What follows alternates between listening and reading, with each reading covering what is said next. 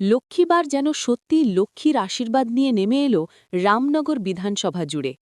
রাজ্য সরকারের জনমুখী প্রকল্প লক্ষ্মী ভাণ্ডারের অর্থ হাতে পেয়ে খুশির জোয়ার বইল এলাকার মহিলাদের মধ্যে। সকাল থেকেই ব্যাংক ও গ্রাহক পরিষেবা কেন্দ্রগুলিতে ছিল উপভোক্তাদের ভিড়। অ্যাকাউন্টে টাকা ঢোকার খবর মিলতেই শুরু হয় আনন্দ উদযাপন।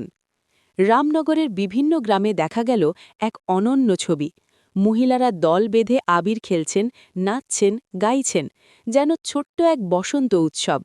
কারো হাতে লাল আবির, কারো মুখে হাসির ঝলক, সব মিলিয়ে এক আবেগঘন মুহূর্ত। উপভোক্তাদের কথায় এই আর্থিক সহায়তা তাদের সংসারে স্বস্তি এনে দিচ্ছে। কেউ এই টাকা দিয়ে বাজারের খরচ মেটাবেন, কেউ সন্তানের পড়াশোনার জন্য জমাবেন।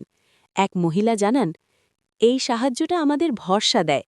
নিজের হাতে কিছু টাকা থাকলে আত্মবিশ্বাসও বাড়ে। গ্রাম বাংলার মহিলাদের আর্থিক নিরাপত্তা ও স্বনির্ভরতার পথে এই প্রকল্প যে বড় ভূমিকা নিচ্ছে, এদিনের ছবি তার প্রমাণ। লক্ষ্মীবার্তায় শুধু ধর্মীয় দিন নয়, মহিলাদের কাছে হয়ে উঠল স্বস্তি, সম্মান ও স্বনির্ভরতার দিন। পূর্ব মেদিনীপুর থেকে অংশুমান পণ্ডার প্রতিবেদন।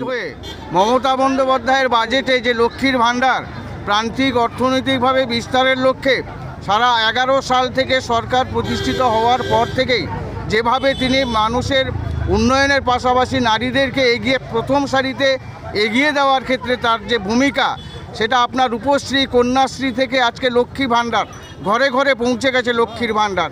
সারা বাংলার যে নারীরা তারা সামনের সারিতে এসে আজকের সামনের সারিতে থেকে তারা নেতৃত্ব দিচ্ছে।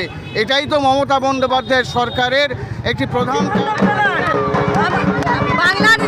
আমাদের বাবাটি মাটি সরকারের দিদি, আমাদের মহিলার কথা একমাত্র যিনি ভেবে থাকেন আমাদের দিদি মমতা ব্যানার্জি। আমরা তার প্রতি গর্ব, আমরা গর্ব বলতে তার সৈনিক হয়ে আমরা গর্ব। তিনি আমাদের কথা একমাত্র উনিই ভাবেন, মহিলাদের কথা, মহিলাকে এগিয়ে নিয়ে যাওয়ার প্রতীক হচ্ছে আমাদের দিদি মমতা। লক্ষ্মী ভাণ্ডারকে নিয়ে ভাবা, বিশেষ করে মেয়েদের এই যে স্বনির্ভর হওয়ার জন্য দিদির এই যে অবদান, আমরা যতদিন আমাদের প্রাণ থাকবে জীবনে আমরা দিদিকে ভুলবো না। আমরা দিদিকে বারে বারে চাই, দিদি 26-এ তো আসবেন। আমরা যতদিন আমাদের প্রাণে জীবন আছে, দিদি যতদিন যেন আমাদের সঙ্গে থাকেন, আমাদের শুভ কামনা। আমাদের যা বলবেন দিদি অনেক বড়, দিদির ছত্র ছায়ায় আমরা যেন থাকতে পারি।